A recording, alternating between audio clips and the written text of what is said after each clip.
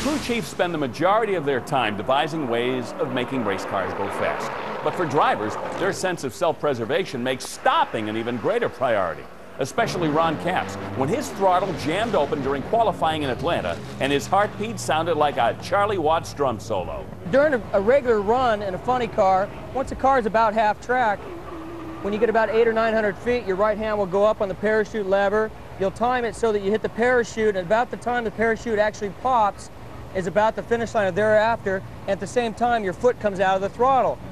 Well, they make this piece on top of the throttle pedal just for that reason. If a throttle ever does stick, you have a precautionary measure of being able to pull back with your foot. They call it a loop.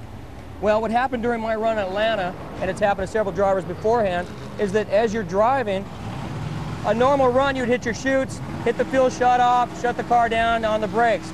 To run Atlanta, I got my hand up on the parachutes, drove to the finish line, and just as I normally go to pull my foot out of the loop to get off the throttle was stuck down.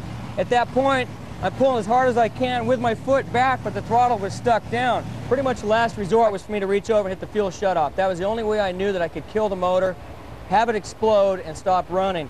When I shut the fuel off, it exploded, kind of like it did in Dallas last year, created a fire, and at the same time, it was hard to see. At that point, I had reached up, made sure I had my second shootout, which I had already done by just memory, and then I concentrated, and I couldn't see out the windshield, I concentrated on out the side windows, where I was at. And I could see a little bit, and I knew I had a lot of speed, and that would have sent me into the sand trap. So knowing that they already burned the body off, the last thing I wanted was to destroy that good chassis. So what I did was, I knew the safety safari guys were on the left. I wanted to put the car into a slide, and if I could, pull up as close to them as I could without sliding into the sand trap. So I just kind of floated back out to the right, got on the brake, and at the same time I got on the brake, pulled the brake, just like you would a rental car, and turned the car sideways and got it started sliding. As it started sliding, I let off the brake when I had the perfect slide going, slid right up to the safety safari guys, lefty, all the guys are right there on me.